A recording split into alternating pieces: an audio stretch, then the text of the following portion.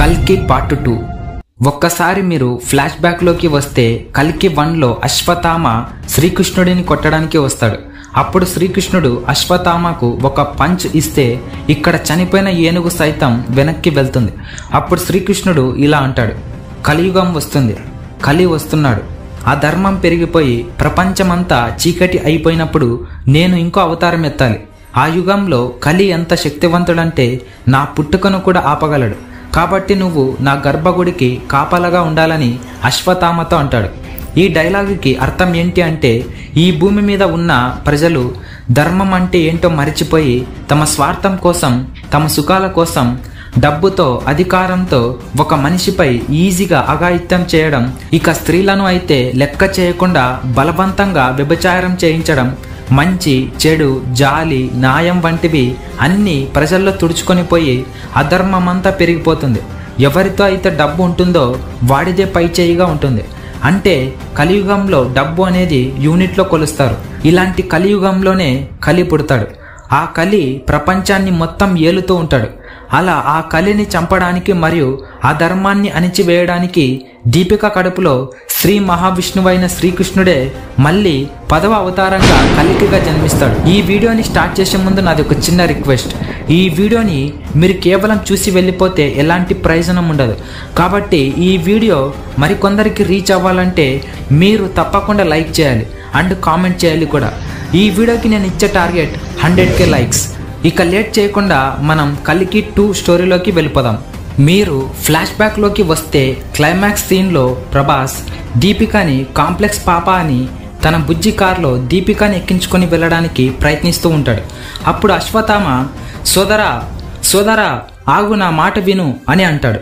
ఇక్కడ ఈ కర్ణుడి కర్ర వలన ప్రభాస్ శరీరంలోకి కర్ణుడు వచ్చి మొదటగా కలి మనిషిని చంపి మొదట్లో దీపికని కాపాడతాడు. కానీ ఆ తర్వాత ఆ కర్ర చేతి నుంచి దూరం కావడం వలన తన శరీరంలో కర్ణుడు వెళ్ళిపోయి భైరవ అయిపోతాడు. అప్పుడు బుజ్జి ఇలా అంటుంది, ఆ బటన్ నొక్కితే ఎక్కడికి వెళ్తామో మనకే తెలియదు అంటుంది. అప్పుడు భైరవ ఆ బటన్ నొక్కుతాడు. అలా నొక్కినప్పుడు అశ్వత్థామ నుండి ఆ బుజ్జి కారు తప్పించుకొని పోతుంది. అప్పుడు ఆ కార్ ఒడిశాలో ఉన్న కోనర్ ఆలయం దగ్గర వెళ్ళి ఆగుతుంది. ఆ ఆలయం కింద ఏదో మెరుస్తున్నట్లు కనబడుతుంది. అప్పుడు భైరవ అక్కడికి వెళ్ళి చూస్తాడు. అది చాలా మెరుస్తూ ఉంటుంది. వాటిని భైరవ తాకుతాడు. అప్పుడు అతని చేతికి, తన ఎదకి కవచకుండలాలు అతుక్కుంటాయి. ఆ కవచకుండలాలు ఎవరివో కాదు, మహాభారతంలో మర్చిపోలేని మహావీరుడైన కర్ణుడివి. అలా ఆ కవచకుండలాలు భైరవకి అతుక్కున్నప్పుడు అతడు చాలా భయపడతాడు. ఆ కవచకుండలాలు తొలగించాలని చాలా ట్రై చేస్తాడు. కానీ తన వల్ల కాదు. దాంతో భైరవ ఏం చేయలేక ఆ కవచకుండలాలు అలాగే తన శరీరంపై ఉంచుకుంటాడు. అశ్వత్థామ భైరవని వెతుక్కుంటూ వస్తాడు.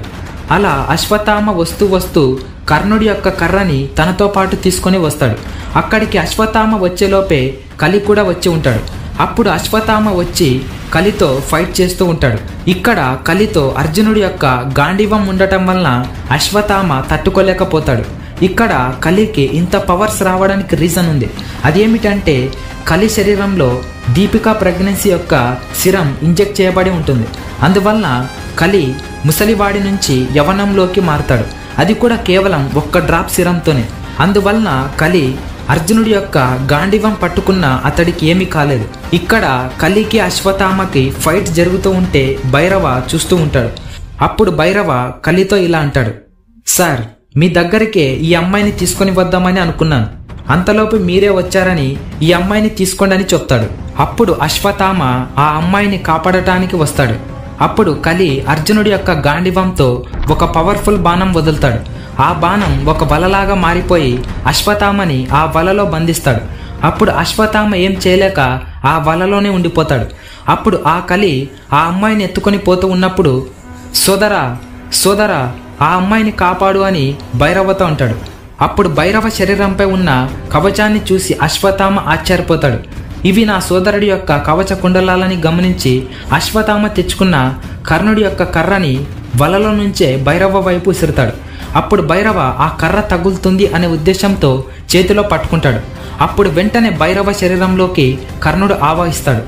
అప్పుడు దీపికని ఎత్తుకొని వెళ్తున్న కలిపై ఆ కర్రతో దాడి చేస్తాడు. అప్పుడు మళ్ళీ కలి తిరిగి యుద్ధం చేయడానికి వస్తాడు.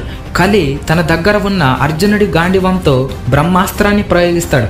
అప్పుడు కర్ణుడు కూడా తన అస్త్రాన్ని కలిపై ప్రయోగిస్తాడు. అప్పుడు కలి యొక్క అస్త్రం కర్ణుడికి తగులుతుంది.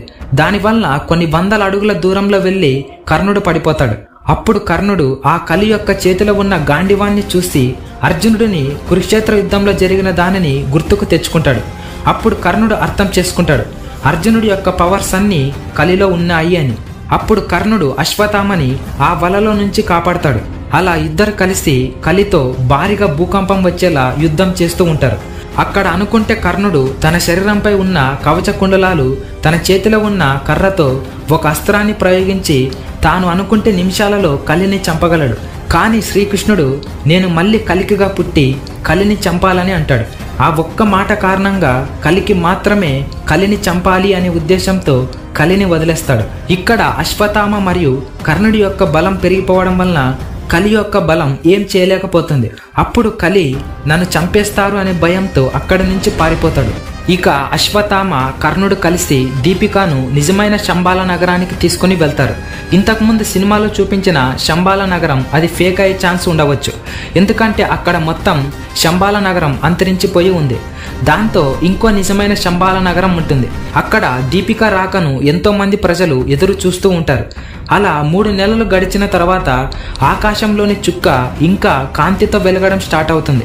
అప్పుడు అదే సమయంలో దీపికకి పురిటి నొప్పులు స్టార్ట్ అవుతాయి. అప్పుడు అక్కడ ఉన్న స్త్రీలు చాలా ఉత్సాహంతో మా దేవుడు జన్మిస్తున్నాడు అనే ఉద్దేశంతో ఆమెకు సహాయం చేస్తూ ఎదురుగా ఉంటారు. అప్పుడు అదే సమయంలో ముల్లోకాలు నడుపుతున్న శ్రీ మహావిష్ణువైన శ్రీకృష్ణుడు కల్కి అవతారంలో పుడతాడు. ఇక్కడ కల్కి పుట్టుకలో ఇంట్రెస్టింగ్ విషయం ఏమిటి అంటే కల్కి పుట్టుకతోనే అతడి చేతిలో ఒక చక్రంతో పుట్టి ఉంటాడు. అక్కడ చుట్టుపక్కల ఉన్న ప్రజలందరికీ అర్థమైపోయింది శ్రీ మహావిష్ణువైన శ్రీకృష్ణుడు మళ్ళీ కల్కి అవతారంలో పుట్టాడు అని. కల్కి రోజు రోజుకు ఎదుగుతూనే ఉంటాడు. అలా కొన్ని రోజులకు కల్కి పెద్దవాడు అయిపోతాడు. పురాణాల ప్రకారం చెప్పుకుంటే కల్కికి పరశురాముడు చాలా విలువైన విద్యలు నేర్పిస్తాడని ఉంది. ఇంకా పురాణాల ప్రకారం చూసుకుంటే అన్ని విద్యలు నేర్చుకున్న కల్కి కలితో యుద్ధం చేయడానికి సిద్ధమవుతాడు. అదే సమయంలో హనుమంతుడు కల్కికి కుడి భుజంగా సహాయం చేయడానికి వస్తాడు. హనుమంతుడితో పాటు మిగతా 7 మంది చిరంజీవులు కూడా వస్తారు. ఈ చిరంజీవుల్లో హనుమంతుడు, అశ్వత్థామ, పరశురాముడు మిగతా వాళ్ళు కూడా వస్తారు. ఈ 4 నెలల్లోపే కలి చాలా మంది ప్రెగ్నెన్సీ లేడీస్ యొక్క శిరంతో ఇంకా శారీరక బలాన్ని పెంచుకొని తన శక్తులను పెంచుకొని ఉంటాడు. తన రూపం చూస్తేనే భయపడేలా ఉంటాడు. అప్పుడు కలి ఈ ప్రపంచాన్ని మొత్తం తన గుప్పెట్లో పెట్టుకొని ఏలుతూ ఉంటాడు. ఒకరోజు కలి 1 కోటి మంది అమ్మాయిల యొక్క శిరం కావాలని ఆర్డర్ పెడతాడు. కనీసం చిన్న చిన్న పిల్లల్ని కూడా వదలకుండా గర్భవతులుగా మారుస్తాడు. ఆ చిన్న పిల్లల యొక్క తల్లిదండ్రులు చాలా బాధతో ఏడుస్తూ ఉంటారు. ఎందుకంటే ఆ చిన్న పిల్లల్ని బలవంతంగా వ్యభిచారంలోకి పంపించి శృంగారం చేపించి గర్భవతులుగా మారుస్తాడు. ఇలా ఆ కలి చేసే అన్యాయాన్ని అధర్మాలను చూస్తూ ప్రజలందరూ ఏడుస్తూ ఉంటారు. నిజంగా దేవుడు ఉంటే ఇప్పటికే వచ్చి ఉండేవాడు. ఇంత దారుణం జరుగుతున్నా ఏ దేవుడు రాలేదంటే నిజానికి దేవుడు లేడన్నమాట అని ఒక వ్యక్తి అంటాడు. అప్పుడు బీభత్సంగా గుర్రాల శబ్దంతో కల్కి ఎంట్రీ ఇస్తాడు. కల్కితో పాటు హనుమంతుడు, అశ్వత్థామ, కర్ణుడు మిగతా చిరంజీవులు కూడా అక్కడికి వస్తారు. కలి మనుషులపై యుద్ధం చేయడం ప్రారంభిస్తారు. ఇంకా అప్పటికి కలి కాంప్లెక్స్లోనే ఉండి ఉంటాడు. ఇక్కడ హనుమంతుడు, కర్ణుడు, అశ్వత్థామ చాలా బీభత్సంగా భూమి దద్దరించేలా యుద్ధం చేస్తూ ఉంటారు. అలా ఒక్కసారిగా కాంప్లెక్స్ దద్దరిల్లిపోవడంతో సుప్రీం అయిన కలి తన కళ్ళను తెరిచి తన దగ్గర ఉన్న అర్జునుడి యొక్క గాండివంతో బయటికి వస్తాడు. ఇక యుద్ధం మొదలవుతుంది. కల్కి యొక్క సైన్యం చాలా తక్కువగా ఉన్న కర్ణుడు, హనుమంతుడు, అశ్వత్థామ యొక్క బలాల వలన కల్కి యొక్క సైన్యం దాదాపు మొత్తం అంతమైపోతుంది. ఇక కలి అర్జునుడి యొక్క గాండివంతో కల్కి మీద బ్రహ్మాస్త్రాన్ని ప్రయోగిస్తాడు. అప్పుడు కర్ణుడు వచ్చి తన కర్రతో ఆ బ్రహ్మాస్త్రాన్ని అడ్డుకుంటాడు. ఇక కలికి చాలా భయంకరంగా యుద్ధం జరుగుతూ ఉంటుంది. ఆ యుద్ధం జరుగుతూ ఉంటే ముల్లోకాలు మొత్తం షేక్ అవుతూ ఉంటాయి. కల్కి ప్రయోగించే అస్త్రాలను సైతం కలి ఈజీగా తప్పించుకుంటాడు. ఇక ఫైనల్గా కల్కి తన చేతిలో ఉన్న విష్ణు చక్రాన్ని వదులుతాడు. ఆ చక్రం మొత్తం ముల్లోకాలు తిరిగి ఆ కలి యొక్క తలని వధిస్తుంది. అలా కలి యొక్క జీవితం ముగుస్తుంది. ఇక్కడ ఇంకొక ఇంట్రెస్టింగ్ విషయం ఏమిటంటే ఆ కలియుగంలో అధర్మాన్ని పాటిస్తున్న ప్రజలని చంపి ధర్మాన్ని పాటించిన మిగిలిన 65 కోట్ల మంది ప్రజలని సత్యయుగానికి తీసుకొని వెళ్తాడు. ఆ సత్యయుగంలో ఆ భూమిని యథావిధిగా గంగానది, పర్యావరణంలో చెట్లు, జంతువులు మళ్ళీ పుట్టేలా చూస్తాడు. ఇదంతా అయిపోయిన తర్వాత కలికి అవతారంలో ఉన్న శ్రీకృష్ణుడు ఇలా అంటాడు, ఈ 10వ అవతారంతో ఇక నేను పుట్టనని అస్సలు అనుకోకండి. ఎక్కడైతే అధర్మం జరుగుతుందో ఆ అధర్మాన్ని అణిచివేయడానికి మళ్ళీ పుడుతూనే ఉంటానని, ఈ విషయాన్ని ప్రతి ఒక్కరు గుర్తుపెట్టుకోవాలని చెప్తాడు. ఇలా చెప్పిన తర్వాత ఒక పెద్ద విగ్రహంలోనికి మారిపోతాడు. ఇలా కలియుగం, కలి యొక్క కథ ముగుస్తుంది. ఈ వీడియో ఇంతే ఫ్రెండ్స్. ఈ వీడియోలో ఈ కథని కొంచెం పురాణాల నుంచి మరియు సొంతంగా ఊహించి చెప్పడం జరిగింది. ఈ వీడియో మరికొందరికి రీచ్ కావాలనుకుంటే మీరు తప్పకుండా ఒక లైక్ కొట్టేసి ఈ వీడియోని మీ ఫ్రెండ్స్ అండ్ ఫ్యామిలీకి షేర్ చేయండి. ఈ వీడియోకి నేను ఇచ్చే టార్గెట్ 100K లైక్స్. ఇలా లైక్ కొట్టడం ద్వారా మాకు కొంచెం మోటివేషన్గా ఉంటుంది. Thank you for watching. This is Naveen Kumar signing off.